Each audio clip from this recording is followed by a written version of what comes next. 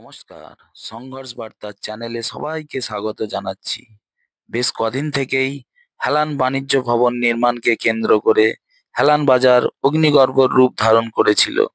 আজ বাজারের মালিকপক্ষ, ব্যবসায়ীবৃন্দ, স্থানীয় অঞ্চল সভাপতি প্রশান্ত বাবু, অঞ্চল প্রধান সুলেখা বক্সি, উপপ্রধান সুজিত ঘোষের উপস্থিতিতে এক বৈঠক হয়।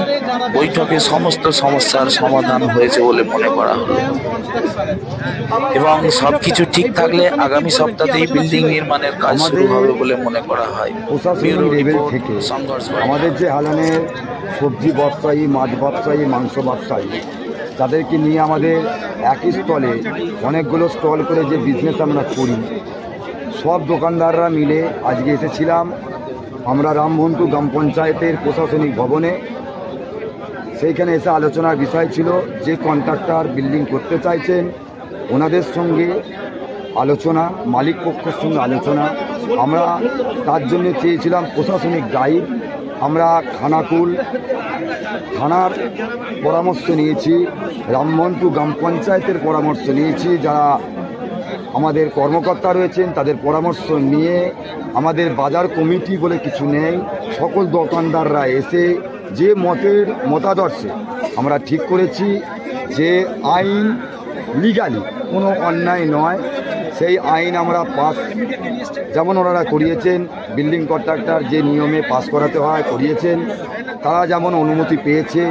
আমাদের যে অবজেকশন ছিল যে আমাদেরকে কাগজ করে দিতে হবে যে স্থানে আমরা বসে ব্যবসা করছি, সেই কাগজ করার অনুমতি ওনারা দিয়েছেন, আমাদের সাথে আছেন, থাকবেন এই আশ্বাস দিয়েছেন।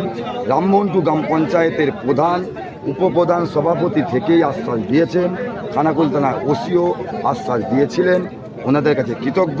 আমাদের বাজার উন্নতি হোক, আরও ডেভেলপ হোক, আরও দূর দূরান্তের লোক জানুক হেলান সবজি বাজার একটা বড় জায়গায় পৌঁছাতে চলেছে।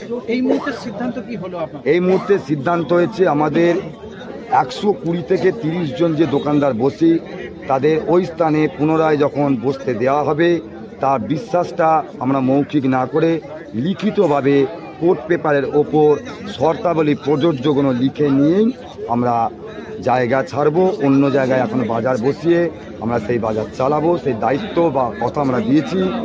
তার আগে দুজনকে আমরা অনুমতি দিয়েছি দোকানঘর তুলে নেওয়ার জন্যে, আমরা আলোচনা করব। সেই জায়গায় দাঁড়িয়ে তাদের দুজনের কাগজ আগে হয়ে গেলেই আমরা অনুমতি দেবো। বাদবাকি যে সকল দোকান আছে কাগজ রেডি হলে যেই পরবর্তী স্থানে আমাদেরকে জায়গা দেওয়া হবে বসার জন্যে বা বাজার করার জন্যে, কাস্টমাররা যেন এসে ফিরে না যায়, বাজার না বন্ধ থাকে, সেই পরিপ্রেক্ষিতে আমরা তার পাশেই একটা ডোবা বা স্থান আছে, সেই স্থান আমরা ভরাট করে শুধু বাজার থেকে চালানোর জন্য অস্থায়ীভাবে 5 থেকে 6 মাস কি 1 বছর আমরা অনুরোধ করব কন্ট্রাক্টরকে যে যথাশীঘ্রই নিচের কাজটা আমরা সেরে নিন।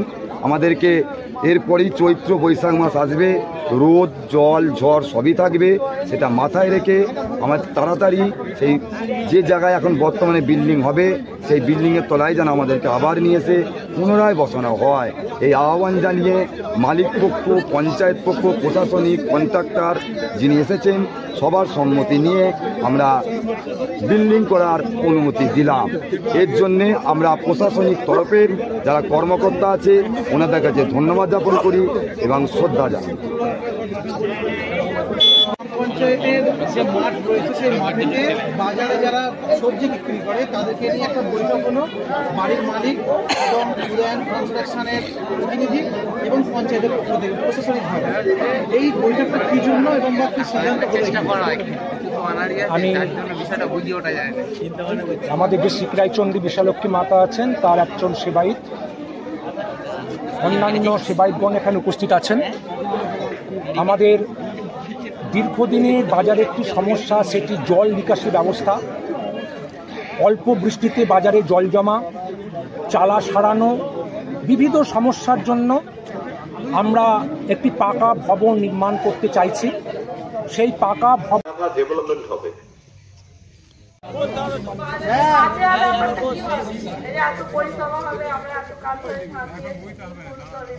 কাজটা